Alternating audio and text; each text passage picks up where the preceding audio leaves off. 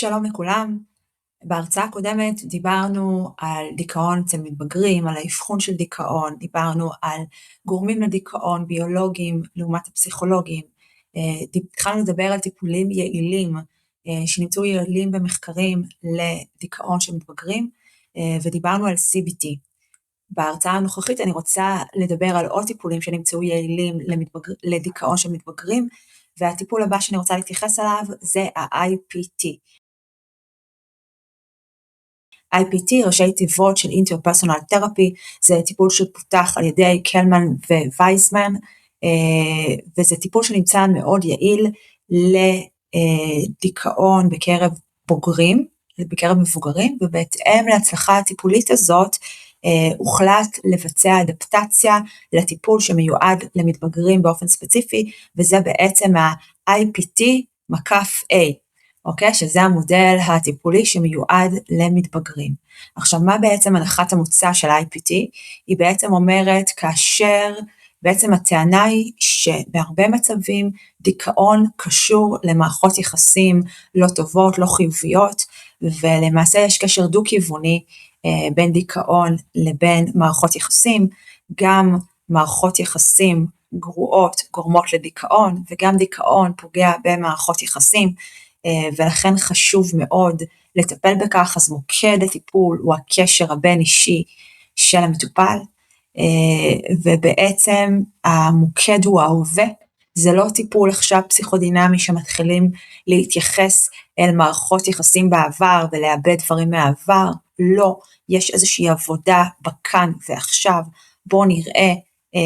איזה מערכות יחסים הכי מאמללות אותך כרגע ומדוע, ונראה איך לעבוד על דפוסים בתוך מערכות היחסים, דפוסים יחסיים, דפוסים ביחסים שהם בהווה, ובעצם בואו נראה כיצד תהיה הקלה בסימפטומים עם הזמן, ודרך השינוי הבין אישי.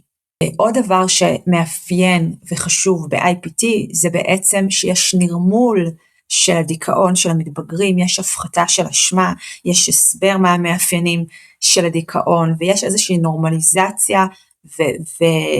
ולגיטימציה מסוימת לדיכאון. בעצם יש כמה מוקדים שעובדים עליהם ב-IPT, אחד זה אבל ואובדן. כשאנחנו מדברים על אבל ואובדן, יכול להיות שלמתבגרים יש אבל ואובדן ממשי, כבר דיברתי על זה בעבר, שאחד הגורמים המרכזיים לדיכאון בקרב ילדים ונוער זה אובדן הורה למשל, ויכול להיות אובדנים מורכבים יותר כמו גירושים, כמו שינויים כמו מעברי בית ספר, מעברים מסביבה לסביבה שגורמת לאיזשהו אובדן של סביבה חברתית, זה יכול להיות גם אובדן סימבולי, כמו למשל אובדן בקרב LGBT, בקרב נוער להט"בי שמאבד את הזהות הסטרייטית שלו, או מאבד את הזהות המגדרית שלו, זה יכול להיות אובדן של חברות, אובדן של הצלחה, אנחנו בחברה הישראלית מתבגרים, מתחילים להכין את עצמם לצבא, לפעמים זה יכול להיות אובדן של הנושא של הצבאי, שאני חושב שאני רוצה להגיע ליחידה מסוימת, ואני מבין שאני לא מצליח. הדבר הבא זה לבדוק את הקונפליקטים של הילד, קונפליקטים בין אישיים, הן מול ההורים, שזה יכול להיות הרבה פעמים על בסיס קושי באוטונומיה, על בסיס התמודדות עם גבולות, האם התמודדות עם סמכות הורית, במובן הזה כל המתבגרים פגיעים לקונפליקטים הוריים כאלה, ובפרט מתבגרים שהם מאגרים, אוקיי, וההגירה גורמת לשינויים במרקם המשפחתי שצריך לקחת בחשבון. דבר שני זה קונפליקטים כמובן עם בני קבוצת השווים, עם מתבגרים אחרים, זה יכולה להיות דחייה, חרם, נידוי, בריונות, קנאה הרבה פעמים בקרב מתבגרות אל מול בנות אחרות, דינמיקות בין אישיות, אם זה דינמיקות מול חברה ספציפית או בתוך הקבוצה. דבר נוסף זה באמת איזה שהם מעברי תפקידים, מתבגרים משנים תפקיד, הם עוברים בתפקיד מלהיות ילד ללהיות מתבגר, ללהיות אדם בוגר וצעיר, שינוי התפקידים יכול להיות מילדה לאישה, הגוף משתנה, תפיסת המיניות משתנה, הגוף משתנה לי מול העיניים, אני משנה את התפקידים שלי גם בהקשרים משפחתיים לפעמים, פתאום אני כבר לא הילדה הקטנה, פתאום דברים משתנים, וכל הפן הזה של שינוי זהותי, גופני, מעבר מבית ספר לחטיבה, מחטיבה לתיכון, הוא לא יוצר כל מיני מעברי תפקיד שלפעמים יש צורך קצת יותר לאבד אותם, והדבר הבא זה חסכים בין אישיים. לפעמים אנחנו יכולים לראות שהמתבגר סובל מבדידות כרונית, מקשיים במיומנויות תקשורת, בקושי ביצירת חברויות קרובות, ויש צורך בשיפור ממש במיומנויות בסיסיות.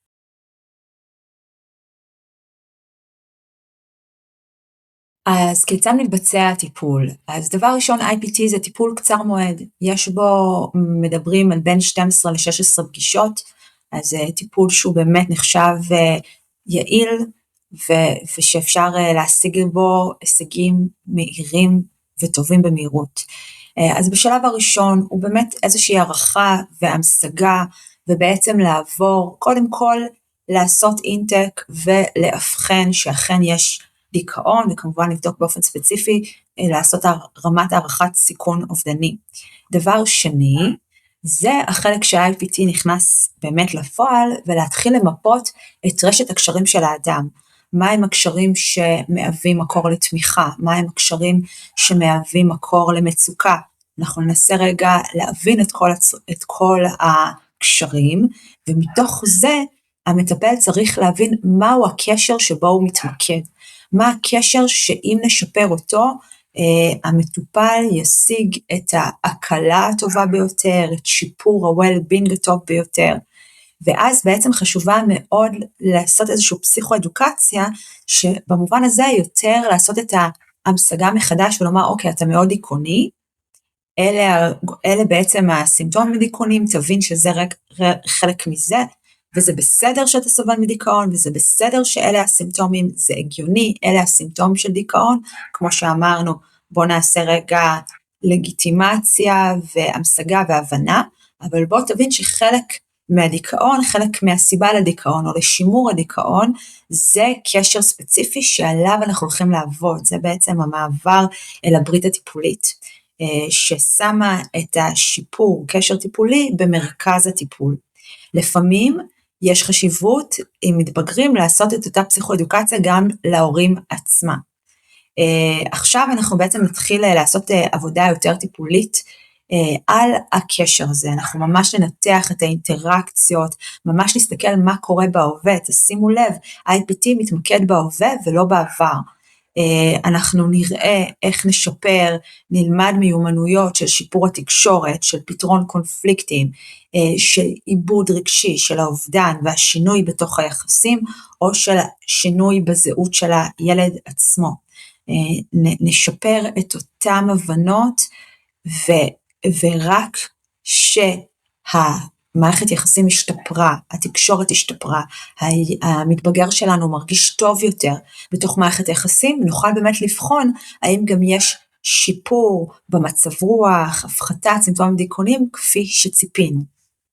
בשלב הזה, כשהילד הצליח לחזק ולשפר את הקשר שלו עם דמות משמעותית, ויש הפחתה בסימפטומים דיכאוניים, זה מוביל אותנו לשלב של סיום הטיפול והפרידה, תזכרו שזה טיפול קצר בסך הכל, אנחנו נגביר את תחושת המסוגלות של היכולות החברתיות של הילד, נחזור כמו ב-CBT על סימנים להישנות של דיכאון, ותשומת לב אליהם, ומה הוא יכול לעשות אם הוא מרגיש שהדיכאון חוזר, ויש גם הכנה לסיום הקשר הטיפולי, כי אם מדובר שאנחנו מדברים על טיפול אינטרפרסונלי, אז כמובן שגם סיום הקשר הטיפולי הוא אינטרפרסונלי, ויש לאבד גם את הפרידה. ספציפית כשאנחנו מדברים על IPT במתבגרים, חשוב לזכור שגם ההורים חשוב שהם יהיו מעורבים בתוך התהליך הזה. אנחנו בהחלט יכולים לעשות פגישות הדרכת הורית, לשפר את התקשורת בין ההורה למתבגר, ולעבוד לא רק עם המתבגרים, אלא גם עם ההורים, להפחית אצל ההורים כל מיני דפוסים ביקורתיים, או מגוננים יתר על המידה, ובאופן כזה שיכולים לפגוע באוטונומיה של הילד, וליצור יצירת סביבה תומכת לשינוי, אוקיי? ההורים הם לא המטופלים ב-IPT, אלא חלק ממערכת בין אישית שמשפיעה על המתבגר, וזה משהו שלגמרי נלקח בחשבון. IPT, כמו שאמרתי, נמצא לו יעילות מחקרית, הוא יעיל בהפחתת סימפטומים דיכאוניים, הוא משפר את התפקוד החברתי של הילד וגם את התפקוד המשפחתי שלו, הוא מתאים במיוחד לדיכאון בינוני, הוא לא יתאים למצבים של דיכאון מאוד חמור, ואז יש צורך לעשות דברים אחרים, כמו למשל לעשות שילוב תרופתי, שנדבר על זה בהמשך, ובמובן הזה IPT ניתן לעשות אותו גם בשימוש בתרופות אנטי-דיכאוניות, וגם לפעמים IPT יכול להיות מאפיין שאנחנו עושים אותו ביחד עם CBT קלאסי, כמו שדיברנו, ולייצר איזושהי אינטגרציה בין שני הטיפולים, ואז כמובן נוכל אולי להשיג תוצאות טובות יותר במקרים קשים יותר.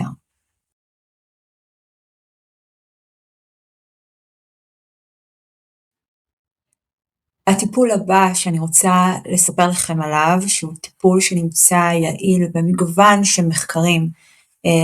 ופותח במיוחד למתבגרים דיכאוניים, זאת אומרת לא טיפול שראו שהוא טוב למבוגרים, ואז יצרו לו אדפטציה למתבגרים, אלא טיפול שמלכתחילה פותח למען מתבגרים, זה טיפול ABFT. ABFT שפותח על ידי דיימונד, סיקווינד ודיימונד, באוניברסיטת פנסילבניה, טיפל במתבגרים מאוד מאוד דיכאוניים ומאוד מאוד אובדניים, מתבגרים שמאופיינים במשפחות יותר קשות, במקרים יותר מורכבים, ושהרבה פעמים יש גם טראומות בתוך המשפחה, דברים שכן מדוברים, דברים שלא מדוברים, ושכל המערך הזה מייצר קשיים לא מבוטלים לילד ודיכאון. אז ראשי התיבות של ABFT זה Attachment Based Family Therapy, בעצם טיפול משפחתי מבוסס התקשרות, ואם דיברנו על הגורמים לדיכאון, אז הרי זה כבר ברור שהתקשרות לא בטוחה, קשיים הוריים, בעיות בקשר או הילד, הם גורמים מאוד משמעותיים לדיכאון בקרב מתבגרים. אז ABFT זה בעצם טיפול שממש פותח מתוך ההבנה של ההתפתחות הנורמטיבית והלא נורמטיבית בפסיכולוגיה התפתחותית של מתבגרים, והבנה באופן ספציפית יותר מה אמור לקרות בהתקשרות טובה, בהתקשרות בטוחה בקרב מתבגרים, כי זה די ברור כל החוקרים של תיאוריית ההתקשרות, מג'ון בולבי ומרי אינסוורט, ובאמת האנשים הקלאסיים של תיאוריית ההתקשרות, שמו המון דגש על הינקות ועל הפעוטות, ואיך בעצם נראית התקשרות של מתבגרים, ובעצם יש איזושהי הבנה מעמיקה מהרבה מאוד מחקר, שלמרות מתבגרים מחפשים יותר אוטונומיה, ושמים דגש רב יותר על הקשר שלהם עם קבוצת השווים, לעומת הקשר עם ההורים, אנחנו יודעים שקשר עם הורים הוא חשוב בכל גיל, והוא חשוב מאוד בגיל ההתבגרות, אבל מה שצריך לאפיין אותו, זה איזושהי מעבר של ההורים לאוטונומיה, ולאפשר יותר אוטונומיה למתבגרים, ועדיין לבסס קשר שהוא חם, שהוא תומך, שהוא אוהב, שהוא מעצים, ולא רק קשר פונקציונלי, והרבה פעמים אצל מתבגרים רואים שהקשר הולך למקומות מאוד ביקורתיים, מאוד שיפוטיים, מאוד כועסים, בטח ובטח כשהילד הוא דיכאוני, ואז הוא גם רוגזני, וגם לא עושה כלום, וגם שותף פחות נעים בבית, ובעיה נוספת זה שהרבה פעמים בגיל ההתבגרות, הורים יכולים במקום לשלוט על הילדים שלהם באופן של שליטה שהיא יותר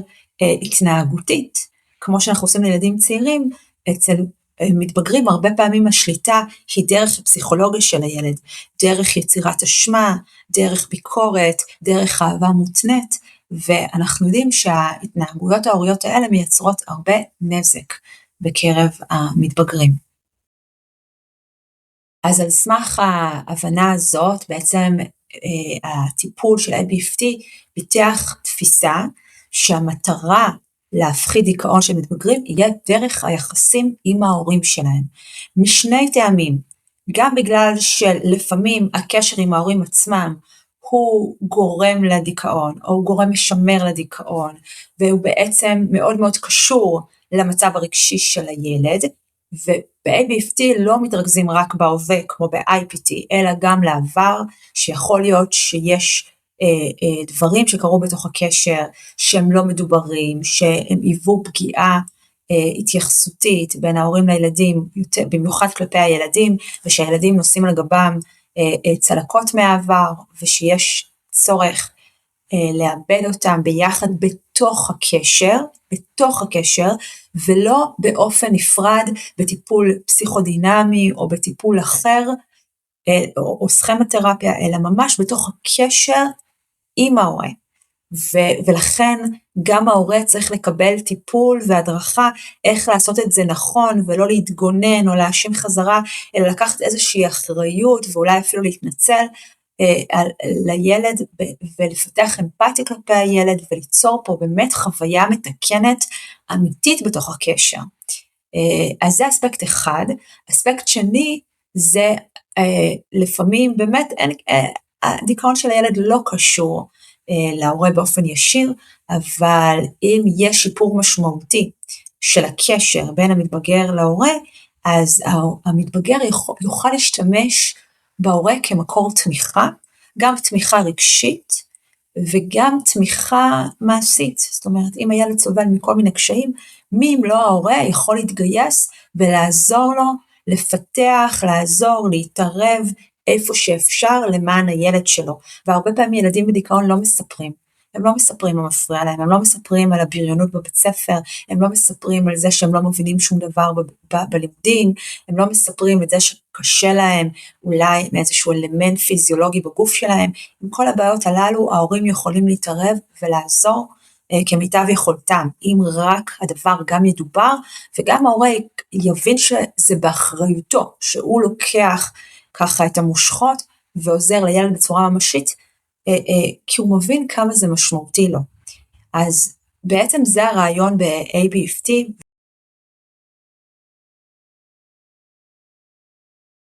אז כיצד בעצם עובדים ב-IBFT?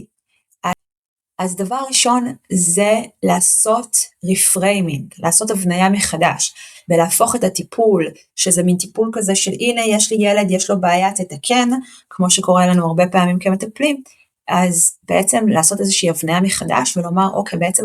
הבעיה היא בעיה משפחתית, ויש צורך לעבוד כמשפחה, כדי לעזור למתבגר. אז בשלבים הבאים בעצם יש פגישות נפרדות, פעם עם המתבגר ופעם אחת עם ההורים, לאו דווקא פעם אחת, זאת אומרת, זה יכול להיות מספר פגישות, שבהם אבל מבינים יותר את הקונטקסט המשפחתי, את החוזקות של המתבגר, את החוזקות של ההורה, את הקשיים שההורה והמתבגר מתמודדים איתם, מבינים יותר את דפוסי הקשר ואת הקשיים בתוך הקשר, ואיפה נופלים, גם מבינים יותר טראומות עבר הם קיימות, הם מתחילים לעבוד ביחד, ובעצם מתחילים להכין גם את הילד וגם גם את המתבגר וגם את ההורה, לפגישות משותפות שבהם יהיה עיבוד משותף של הקשר ההורי. בשלב הבא, שמניסיוני הקליני זה שלב מאוד מאוד מרגש, זה שלב של המפגש משותף, בעצם עיבוד משותף של הקשר, של הדפוסים של הקשר, של פתיחת טראומות עבר, מקומות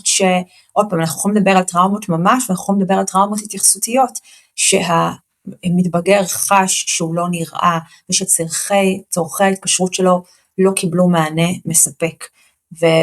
ובמפגש הזה יש באמת התקרבות מאוד מאוד גדולה, בין המתבגר להוריו. זה בעצם השלב הראשוני והמרכזי בטיפול. אם צלחנו את השלב הזה, והגענו עד הלום, אז בשלב האחרון אפשר לעבוד על הצרכים הספציפיים של הילד, ובעיות שלא קשורות לקשר ההורי, ובעצם לבחון כיצד ההורה יכול להתגייס ולסייע, ולהיות דמות עוגן משמעותית עבור המתבגר, שעוזרת לו לצלוח את המשבר שבו הוא נמצא, ולהמשיך הלאה, מחוזק יותר. טיפול ABFT הוא טיפול שנמצא מאוד יעיל, הוא טיפול קצר מועד, גם הוא מתבסס על בין 12 ל-16 פגישות, יש לו גם במטה-אנליזות, בטיפולים יעילים בדיכאון ואובדנות של בני נוער, ABFT נמצא מהיעילים ביותר, ולשמחתנו, גם פה בארץ, פרופסור גרי דיימונד, אחד המפתחים של הטיפול, עובד פה בארץ ומכשיר מטפלים בגישת הטיפול ישירות מהמקור. אז אם אני מסכמת, CBT, IPT ו-ABFT נחשבים הטיפולים היעילים ביותר בפוסט-טראומה, במטה-אנליזות גדולות, ואני רוצה לומר עכשיו כמה מילים על הנושא של טיפול תרופתי.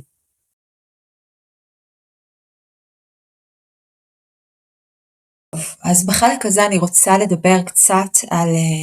על שימוש בטיפול תרופתי בקרב מתבגרים. חשוב לי להזכיר שוב שאני לא פסיכיאטרית, וכל מה שאני אגיד צריך לקחת בערבון מוגבל, ובכל מקרה טיפול תרופתי יינתן אך ורק על ידי פסיכיאטר, ואם זה מתבגר, פסיכיאטר שיש לו מומחיות ספציפית לגיל ההתבגרות. אז באמת, כמו שכבר אמרתי עד כה, דיכאון בגיל ההתבגרות זאת בעצם הפרעה שיש לה השלכות התפתחותיות משמעותיות מאוד, ופגיעה בתפקוד החברתי, הלימודי, סיכון אובדנות, ושינויים חדים במצב רוח, ולכן במקרים קשים כן קיימת חשיבות לתת גם טיפול תרופתי, אבל צריך להתייחס לטיפול תרופתי באופן מאוד מאוד זהיר, ולהשתמש בו רק במצבים שהדיכאון הוא בינוני עד חמור, ועם נוכחות של סיכון אובדני, ובאמת זה לא יהיה קו ראשון לטיפול. הגישה שמקובלת היום תדגיש את השילוב בין טיפול תרופתי לפסיכותרפיה, ולא כטיפול ייחודי שניתן באיזה ואקום. אז כפי שכבר סיפרתי לכם, כשדיברנו על גורמים ביולוגיים לדיכאון, אז צוינו שבעצם דיכאון כולל ממש איזושהי דיסרגולציה של מערכות שונות של נורוטרנסמיטרים, ביניהם של סרטונין, נורדרנלין ודופמין. וגם אנחנו יכולים לדבר על שינויים נוספים, כפי שכבר ציינתי, כמו שינויים בפעילות של שתי המספרות וכו'. עכשיו בגיל ההתבגרות באופן ספציפי קיימת אי בשלות יחסית של האזורים הפרפרונטליים שאחראים לוויסות רגשי, לוויסות קוגניטיבי, ולכן גם טיפול התרופתי יכול להשפיע בצורה שונה אצל מתבגרים מאשר במבוגרים, הן מבחינת היעילות והן מבחינת פרופיל תופעות הלוואי, וזה משהו שצריך לקחת בחשבון. אז בדרך כלל סוג תרופות הראשונות שייכנסו זה SSRI, SSRI זה בעצם הקו הראשון, SSRI כמו שאמרתי בהרצאה אחרת, זה סרטונין ריהפטיק אינהיביטור, אלה תרופות שמעכבות ריהפטק, ספיגה מחדש של סרטונין, ועל ידי כך בעצם מגבירות את הפעילות שלו במרווח הסינפטי. התרופות האלה הן בטיחות יותר מתרופות טריציקיליות, ולכן הן בעצם אלו שניתנות. מבין התרופות, כל התרופות שבקבוצת הפלוקסטין נחשבות לבעלת בסיס הראיות החזק ביותר בגיל ההתבגרות, ובמדינות רבות זאת אפילו התרופה היחידה שמאושרת לדיכאון במתבגרים, אוקיי? אם SSRI לא יצליח, אז ננסו עם SNRI, תרופה שמשפיעה גם על נורואדרנלין. בתוך התרופות האטיפיות או הטריציקילים לא נהוג לתת את התרופות הללו מכל מיני סיבות של סיכון, ובאמת האנליזות בהחלט רואים שכשמדובר בדיכאון בינוני עד חמור, תרופות SSRI הן יעילות הרבה יותר מפלסבו, אבל הן פחות יעילות במצבים של דיכאון קל, ושהאפקט המיטבי ביותר הוא השילוב של פסיכותרפיה ביחד עם טיפול תרופתי. עכשיו, חשוב לי לומר שיש מצבים של לקיחת טיפול תרופתי יכולה בשלבים המאוד התחלתיים של נתינת הטיפול להגביר סיכון אובדני, הסיבה לכך זה שהמצב רוח עוד לא משתפר, אבל הכוחות והאומץ והמוטיבציה כן משתפרת, ואז במצב הזה אנחנו מבינים שיש סיכון אובדני מוגבר, וזה משהו שכדאי לקחת אותו בחשבון, ובמצבים מסוימים לתת ממש השגחה רבה יותר סביב לקיחת הטיפול. דבר נוסף שכדאי לקחת אותו בחשבון, זה הפגיעה בתפקוד המיני. לאחרונה פורסם שמתבגרים שלוקחים טיפול SSRI, שהפגיעה בתפקוד המיני היא אחת מתופעות הלוואי הידועות. התופעה הזאת יכולה להמשיך גם אחרי הפסקת השימוש ב-SSRI, כשזה ניתן למתבגרים. כשזה ניתן למתבגרים, כל המערכת המינית שלהם עדיין בתהליך של התפתחות, ולכן חשוב לקחת את זה בחשבון. עכשיו, כשאנחנו מטפלים,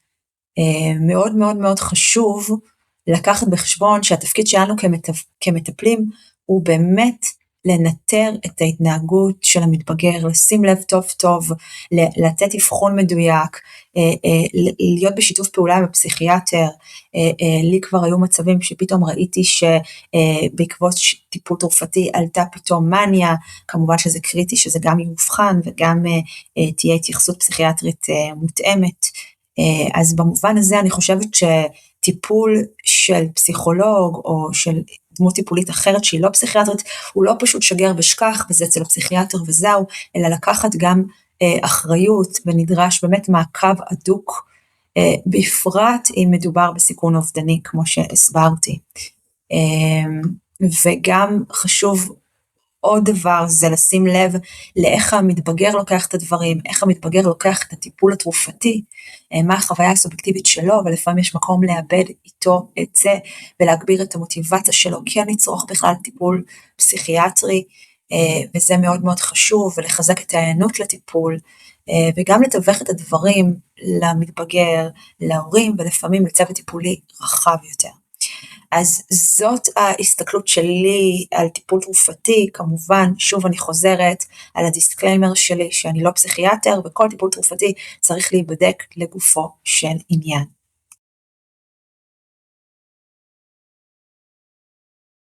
אז אכן דיכאון של מתבגרים זאת בעיה רצינית, זאת בעיה משמעותית, היא הולכת ומתרחבת, ויש יותר ויותר מתבגרים שסובלים מדיכאון וגם מאובדנות, ואובדנות זה דבר קשה אצל מתבגרים, כמו שאמרנו, היא סיבת המוות השנייה בשכיחותה בקרב מתבגרים, אבל חשוב להבין ולזכור שיש מה לעשות עם דיכאון. דיכאון הוא לא גזירת גורל,